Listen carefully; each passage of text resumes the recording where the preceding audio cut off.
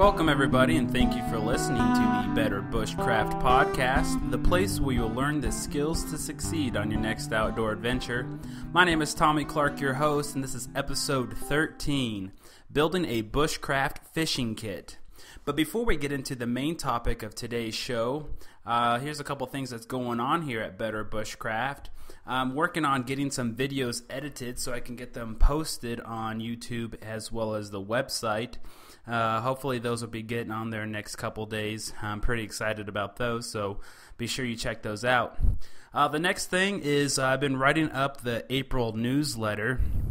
I'm hoping to get that out over the weekend. And this will be just a basic newsletter letting you guys know what's going on here at Better Bushcraft, some of the plans that are in the works, some very exciting stuff in that. So be sure to sign up for the newsletter so you receive that. As well, I'm getting ready to start the contest number 2 that I have. We did the first contest last month, as you all know, and the second one is coming up this month as well. So if you haven't signed up for the newsletter, be sure you do that. Not only will you get the monthly newsletter, which I haven't put out any in the last month or so, but you'll be receiving the April newsletter as well as the following ones that I do. But you will also be able to see when the new contests are out and be a part of that as well. So jump onto the website, betterbushcraft.com, and sign up for the newsletter, and you'll be ready to go. So with that said, let's get into today's main topic, which is building a bushcraft fishing kit. So the main question is, why fish while bushcrafting? Well, it all depends on what you usually do when you go out bushcrafting. But one of the main things that I like to do is to fish. I've always been a fisherman. Ever since I was young, I've been fishing, and I go to different states to fish their lakes and stuff like that. So fishing is very much a part of my outdoor activities, so I include that in my bushcrafting arsenal as well. Not only is it fun and kind of gives you something to do during the down times, but it also allows you to have another way to secure some food sources, so while you're out there you can be eating stuff that you catch, which is really pretty cool. So this podcast is all about building a bushcraft fishing kit. So you know, your kit all depends on what type of fish you want to catch. Sort of. You know, a lot of the main components to a fishing kit will catch a lot of different types of fish, but what we're dealing with in this episode is freshwater fish. So that's basically all I ever do is go freshwater fishing. Since I'm here in Kansas, I don't really have access to salt lake or saltwater fish, but if you are on the coast or whatever, and you do go bushcrafting along the oceans or stuff like that, you can modify your kit accordingly. But the fish species that I usually fish include the following, and most of these you can find here right in Kansas. Some of them you don't, but what I usually fish for is catfish. As well as, well, let's just stop there real quick. Catfish, I catch them. I don't usually fish for them, though, not unless I'm kind of getting not much luck with some of the other species. But I will catch a catfish and eat it. It's not my favorite, but I'll do it if I have to. But anyways, the species include catfish, largemouth bass, smallmouth bass, stripers, wipers, crappie, bluegills, sunfish, trout, saugeye, walleye, northern pike, perch, red ear, and many rough fish. And rough fish, I'm including like suckers and carp and fish of that nature. But basically all of those you can catch right here in Kansas, and I'm sure that they're in the same lakes and ponds wherever you reside at. But those are the things that I'm usually looking for while I'm out fishing. So my favorites of that whole list is basically crappie, that's really great to eat,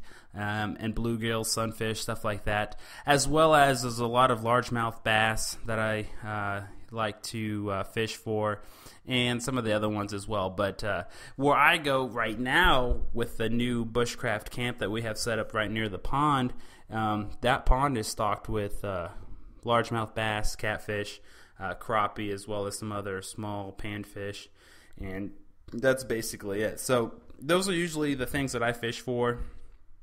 But in a survival situation, any of those will do.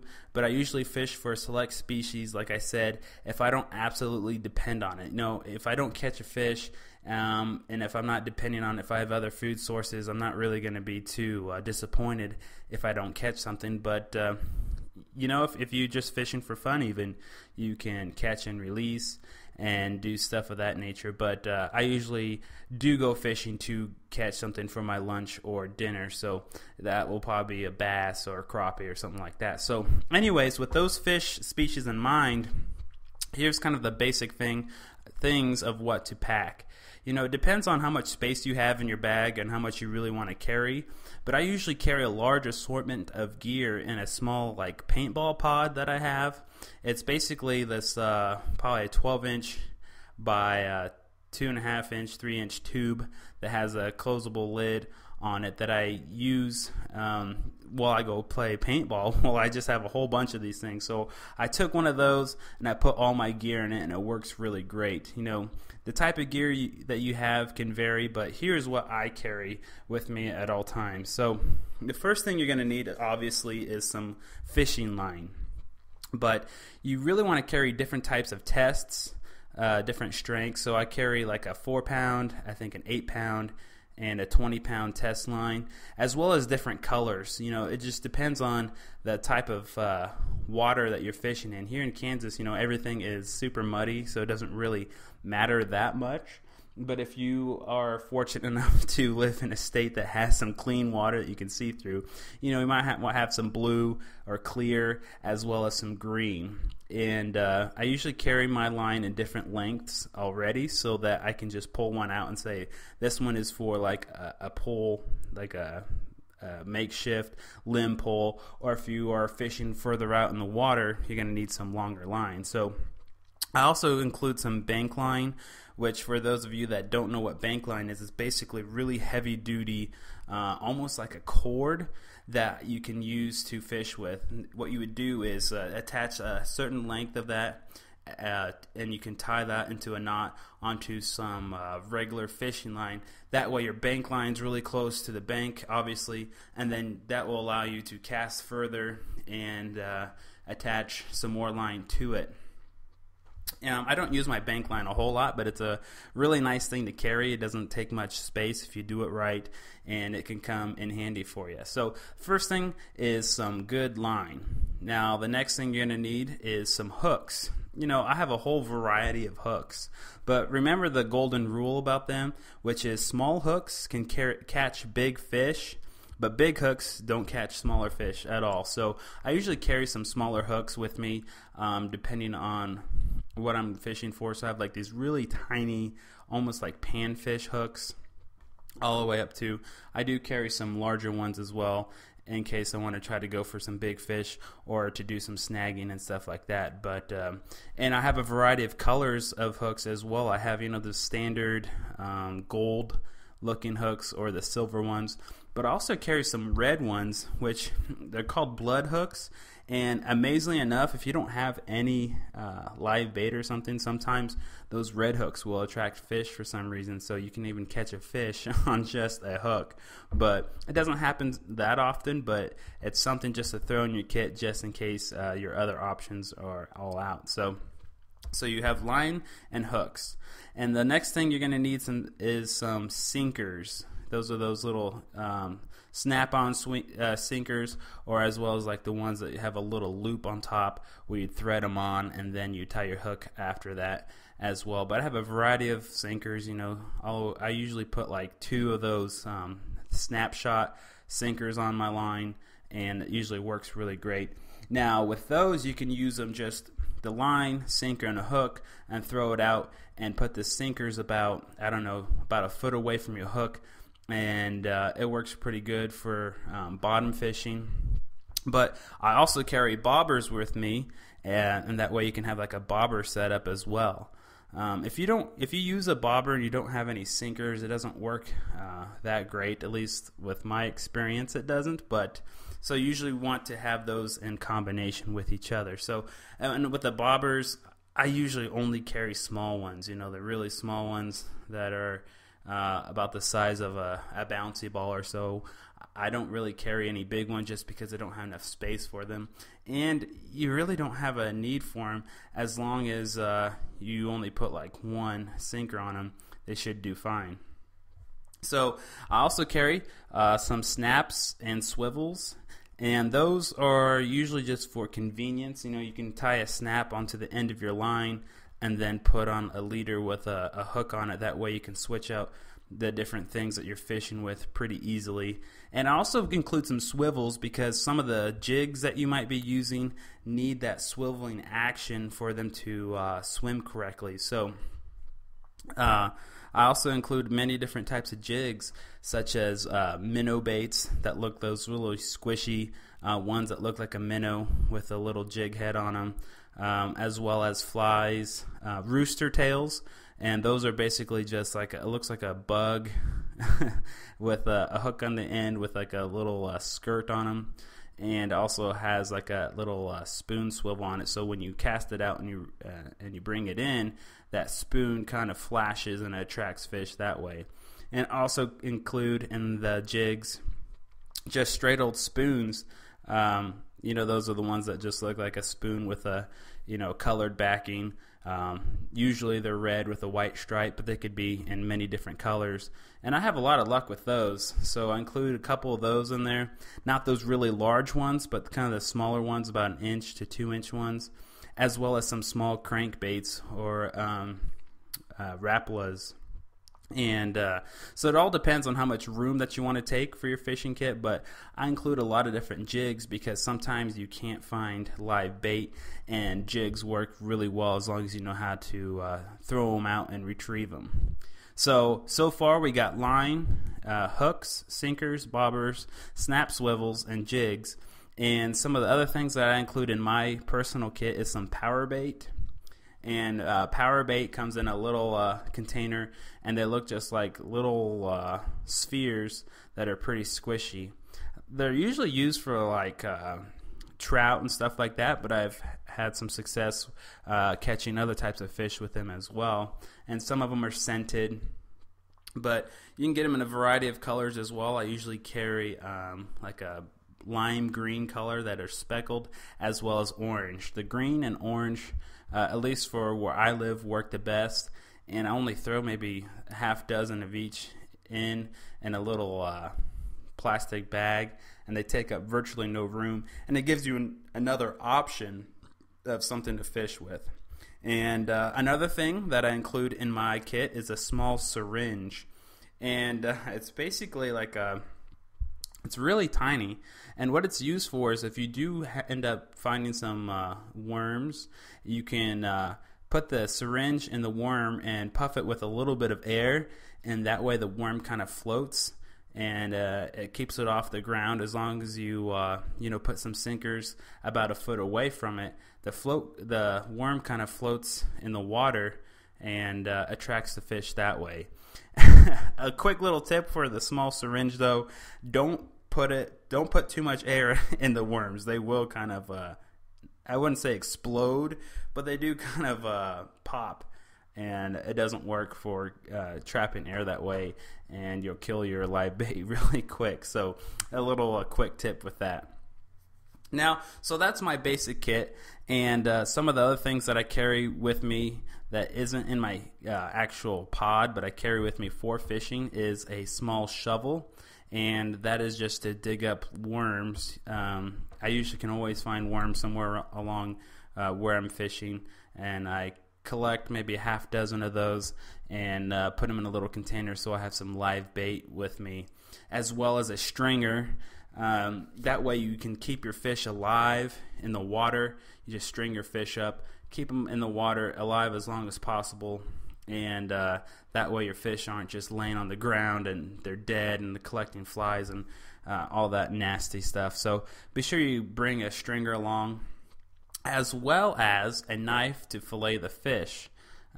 So depending on what type of knife you usually carry with you, you might need to bring a separate fillet knife or a really nice sharp small knife, such as like a Moore clipper or something like that. My Moore does a fantastic job of cleaning fish and doing fillets. But if you have like a Becker BK2 or something like that, as much as I love that knife, it does not fillet fish very well.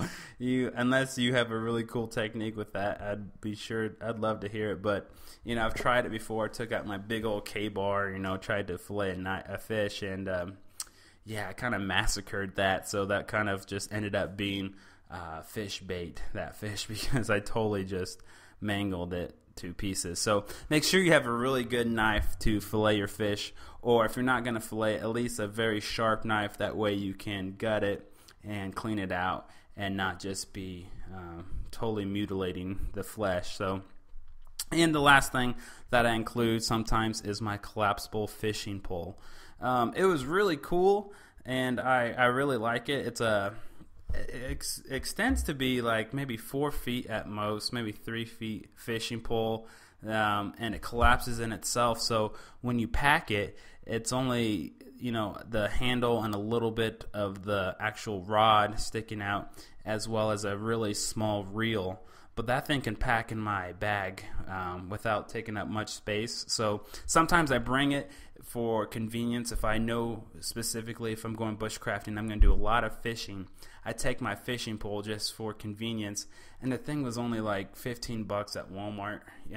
You can find them almost anywhere, and sometimes you can find them on sale for even less. So you don't have to buy a really nice collapsible fishing pole, just something that's going to do the job. So everything that I included in here, you can buy total maybe $15-20 with the line, hooks, sinkers, bobbers, the snaps and swivels, the jigs, power bait, and the syringe and the stringer. I mean, those are all like less than $1 each.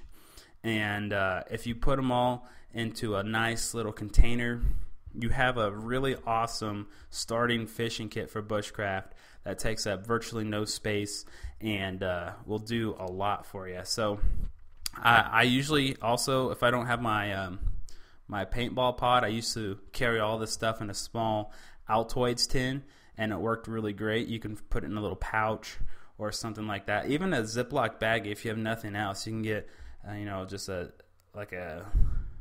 small Ziploc and put all that stuff in there. Keep it all together nice and neat in its own little areas, and you have a really awesome fishing kit without having to bring a whole big old tackle box and stuff like that. So those are the things that I carry personally.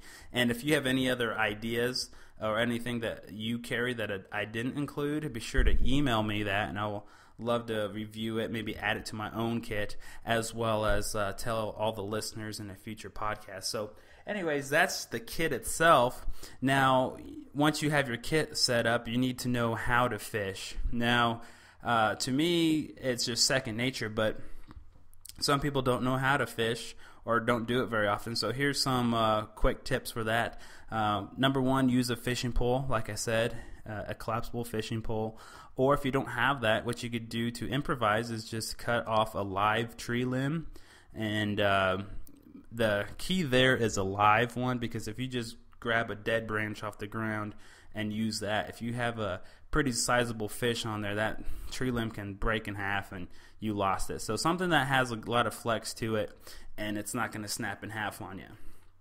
You can also fish by hand, just hanging on to the end of the line and throw out the bobber or whatever you're using in the water. That works too, but it can kind of tear up your hands if you have a bigger fish and you have to be conscious of just holding it the whole time. So it's not something I do very often, but it's another option. And with your jigs, one of the things that you could do is just jig it up and down along the banks, in a natural swimming pattern. If you're going to use like a minnow or like a fly, just kind of throw it out there, reel it in. Don't let it just sit on the bottom of the water. It's not going to catch you anything. So, kind of tap it off the bottom of the water, bottom of the bed of the water, and bring it in.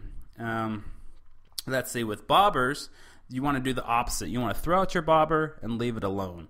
You got to be patient. That was one of the things that I always laugh at with my buddies whenever they go fishing with me. They're not real outdoorsy, at least when it comes to fishing. So they'll throw their bobber out. If nothing touches it in like 2 minutes, they bring it in and they throw it out. So their bobber or their lure or their live bait is out of the water as much as it is in the water. So you got to be patient with the bobbers and just leave them alone. You'll catch a fish. If you don't catch one in like 15-20 minutes, then you can check it, make sure you still have your worm or whatever, and throw it back out.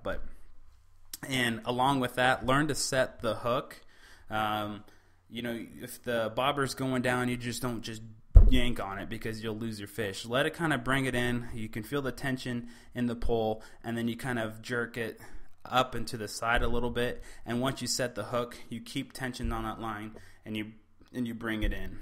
And when you bring it in slowly. You don't just kind of, I got to get this fish out of the water right now, because you can either break the line or lose the fish. So it takes a little skill, but you'll get to learn that as you fish more often.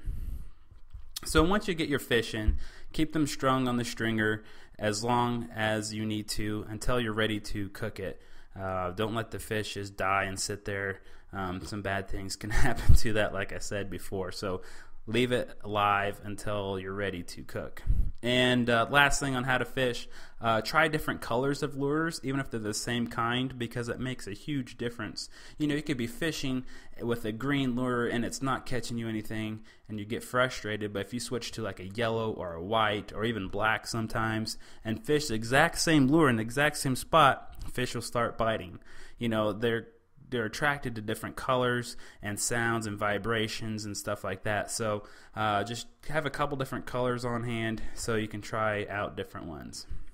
So moving on to live bait, some options for that is worms. Obviously, you can dig up some worms and use those. But other options are bugs, such as crickets and grasshoppers, other small bugs, and even bagworms if you have nothing else. I think I mentioned in a previous podcast, but my buddy caught a largemouth bass off a bagworm. So whatever you can find and catch, with your hands or with a net, any type of bugs like that, try them out and you'll be sure to catch something. And the last thing I have in live bait is minnows. With minnows, you can trap them using a net. Or another thing that you could do is just catch really small fish with a hook and then use them as bait. So you catch a small little perch or something, take it out, and then hook them in the back, right under the back fin, underneath the spine so that they're still alive. Don't pierce the spine, and then you throw that out and you can catch larger fish that way. Simple enough. So now you got to know where to fish. Obviously, you can fish in ponds, lakes, rivers, and streams. But once you pick those out, if you're in a pond or a lake or something like that, be sure to fish in coves, where the water kind of comes up in the bank and you kind of have a natural cove. You can fish right along the mouth of the cove is usually a really great place to catch fish, as well as along the bank. Maybe try 3 feet out, and if that doesn't work, go 5 feet out. If that doesn't work, go 9 feet out. You progress outwards, and you'll be sure to find some drop-offs and stuff like that and catch some good-sized fish, as well as by natural cover, fallen trees and bushes in the water and stuff like that. So now that you know where to fish, and you catch your fish and you're ready to process them and cook them. Now, my best method is to fillet them, just because I don't like dealing with bones while I'm eating. I like to eat the fish and not have to worry about stabbing myself in the mouth. So I fillet them, and then I cook them in like a wire cage, or if you don't have a wire cage with you, you can make one out of live limbs to make a basket. Basically, you just grab some really green limbs and kind of weave them together into like a square frame big enough for your fillet, and then you put the fish in there, and then you weave another basket and you put it on top, and then you secure them together with the handle. And it works really great because fish cooks pretty quickly, so your basket shouldn't catch on fire before the fish is done. So But you can also just, if you don't want to fillet, you can also just remove the head and gut the fish and clean out the cavity and scale the fish and do it that way. But I don't usually do that just because it's more of a hassle for me. Seasonings for fish. What I usually use is a combination of these. It's salt, pepper, lemon pepper is a really great one to use for fish, as well as some cayenne and other things. So try different combos to suit your taste. And if you don't like the fishy taste of some stuff, especially catfish, which I don't, what you can do is bring a lemon with you, just throw it in your pack, and then once you get the fish clean, you just put it in like a bowl with some water, some clean water, then let it soak in the water with some salt and lemon. So I cut the lemon in half, squeeze half a lemon in the water, put a good amount of salt in there, let the fish sit in there for like half an hour to an hour, depending on how quickly you're going to eat it, and then I season it that way. It usually draws out a lot of that muddy taste, and it tastes a lot better that way. So, and to cook your fish, just cook it until it's done, but not overdone. That's one of the things that people do, is they just way overcook their fish, and it's kind of just not a good texture and it doesn't taste very good. So about 4 minutes per side over the fire is long enough for it to be cooked all the way, unless you cut them into thick fillets, and then it just depends on it. You're going to know once the fish kind of flakes away that then it's done. But about 4 minutes per side for most fillets, your fish is done. If you have it seasoned right, it tastes great. You're happy that you were able to catch something and eat it. So that's basically it. I had to run through that list really quickly, so you might have to go back and listen to this a couple times to catch all that, but I wanted to get it into the time slot that I have. So anyways, guys, that was all about building a bushcraft fishing kit. And be sure to check out the website, betterbushcraft.com, for more videos and articles. Get in touch with me by email at idea@betterbushcraft.com with any ideas for the podcast or for the website or for future videos. As well as be sure to sign up for the newsletter, because you can get the newsletter, obviously, as well as be a part of the contest coming up. And also check us out on YouTube, Facebook, and Twitter. And last thing about this, I want you to send in your pics of your own fishing kits so we can all get ideas of the different things that people put together, as well as the containers that they put them in. And you can email me with other ideas or gear that you guys have about fishing to the aforementioned email address that I said, idea@betterbushcraft.com. So anyways, guys, thanks for listening. And until next time, get out there and try some fishing and let me know how it goes. You guys take care.